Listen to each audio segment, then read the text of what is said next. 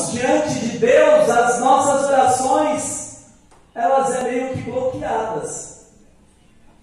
Porque não adianta eu vir para a casa de Deus, ou orar na minha casa e permanecer pecando contra Deus.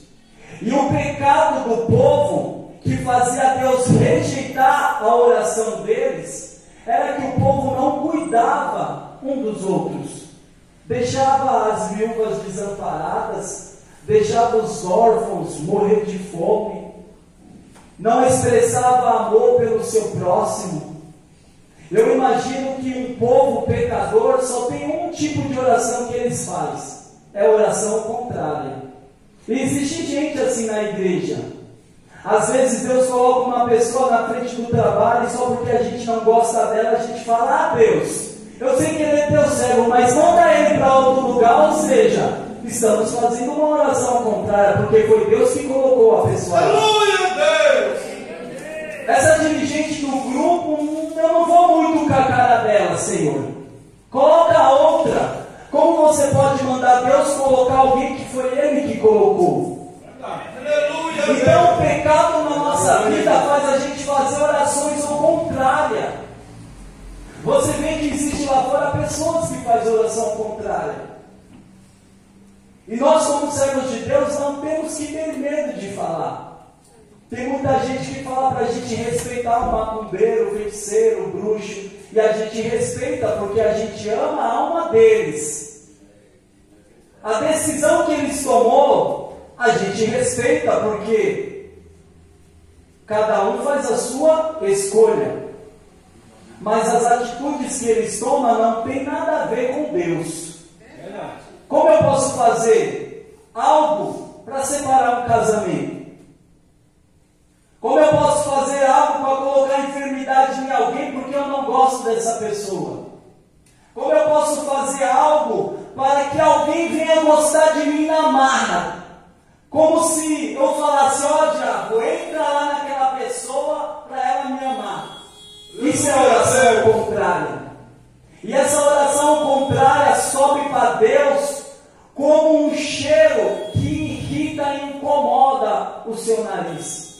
Sabemos que quando a gente usa uma tinta recuperada, uma tinta a óleo, aquele cheiro é tão agressivo que a gente fala: nossa, que fedor. E era assim que subia a oração daquele povo diante da narina de Deus. Mas Deus nos trouxe aqui nessa noite para falar para nós: quando nós nos humilharmos e buscarmos a face de Deus e nos arrepender do nosso mau caminho, Deus nos ouvirá do céu e sarará a nossa terra e nos dará vitória. Sabe por quê?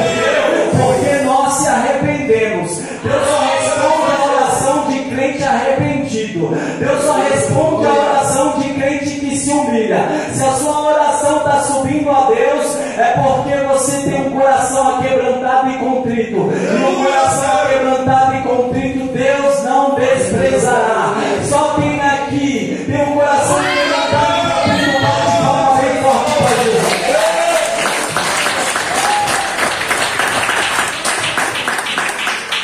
Glória a Deus, aleluia. O anjo apareceu para Zacarias na hora que ele estava oferecendo um incenso. E naquela época, o sacerdote ofereceu um incenso, era amarrado uma corda na perna dele, na cintura dele. Além da corda, tinha também um sininho que fazia barulho. Qualquer movimento que o sacerdote fazia, o sininho fazia barulho. Por quê? Porque isso mostrava que ele estava se mexendo. E se ele está se mexendo, ele está vivo. Eu acredito que isso aconteceu depois da morte do filho de Arão. Por eles ter morrido ao oferecer um incenso, trazendo um fogo estranho, eu creio que eles começaram a fazer isso. Amarrava o sacerdote entrava lá no Santo do Santo para oferecer o incensário.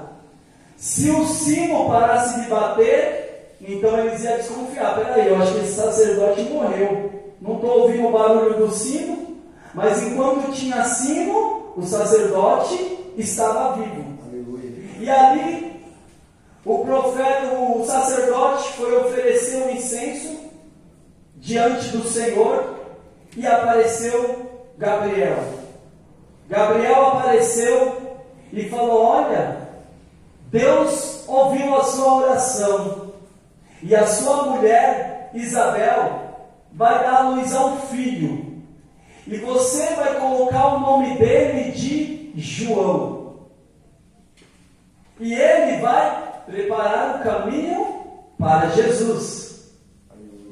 Então, quando o sacerdote ali, que tinha todo aquele ritual do Velho Testamento, se manteve fiel diante do Senhor, se manteve honesto, cumprindo a lei de Moisés diante do Senhor, quando ele foi oferecer o incenso pelo perdão do pecado do povo, Deus o visitou.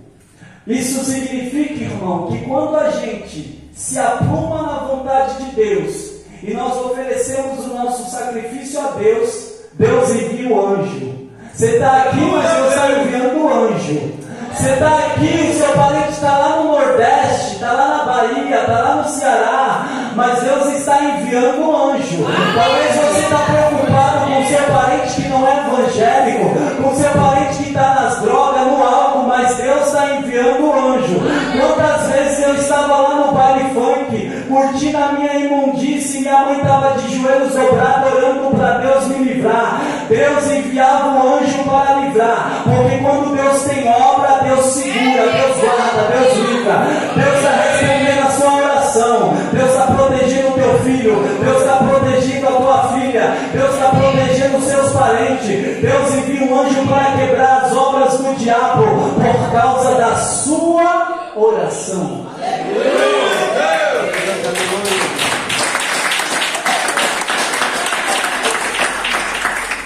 2 minutos e eu já encerro. Quando o sacerdote ofereceu aquele incenso, Deus respondeu enviando o anjo.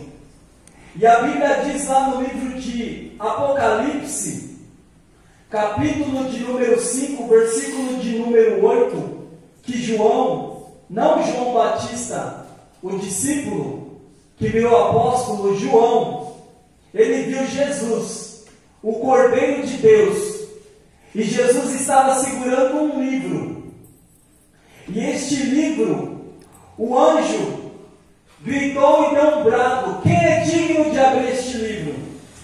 E João olhou e não viu no céu, nem na terra, nem debaixo da terra, ninguém digno de abrir esse livro.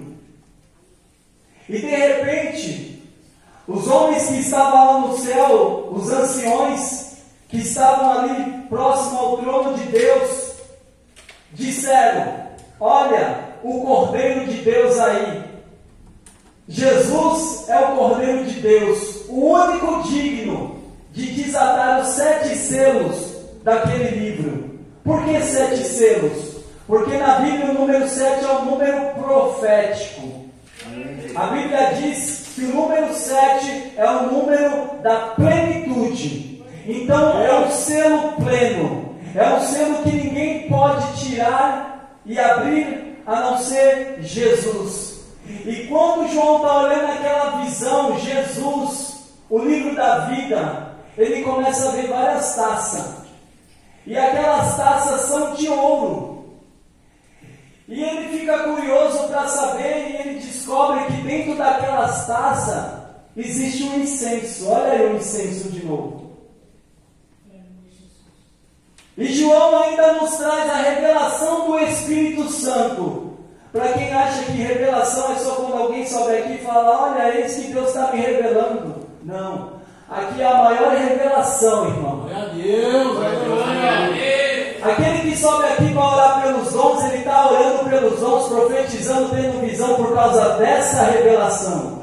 Se ele não tiver essa revelação, ele não revela, não profetiza, ele não tem visão, não tem interpretação de língua, porque essa palavra é a verdadeira revelação. E quando João olha aquela taça de ouro, não era uma, era várias. Ele olha para dentro da taça e vê o incenso dentro da taça. E ele revela pelo Espírito Santo que aquele incenso é a oração dos santos.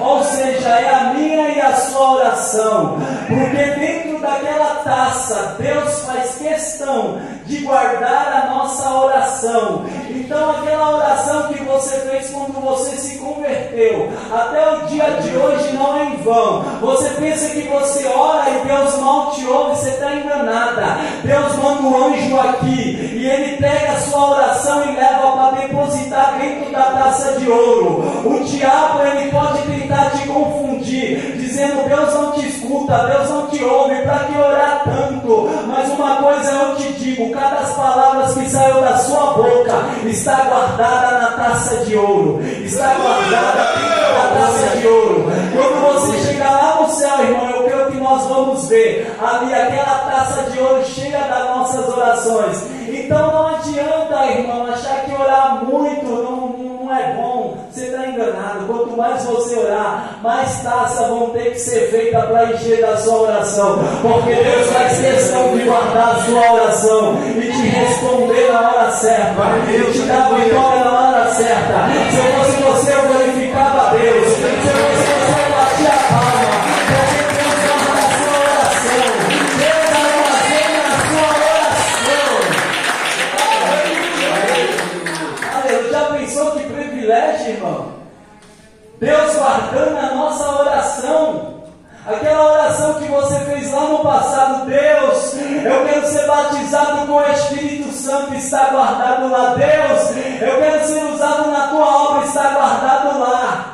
E por que você tem parado de pedir? Por que você tem parado de buscar? Por que você tem parado de ser guiado pelo Espírito Santo na oração? Nós não sabemos como pedir nem como orar, mas o Espírito Santo te ensinou. Você tem que orar pelo Espírito Santo. Você não pode perder essa presença. Quanto mais a gente ora, mais a presença do Espírito Santo acende o altar do nosso coração. E quanto mais a gente ora, mais Deus responde com fogo. Glórias a Deus.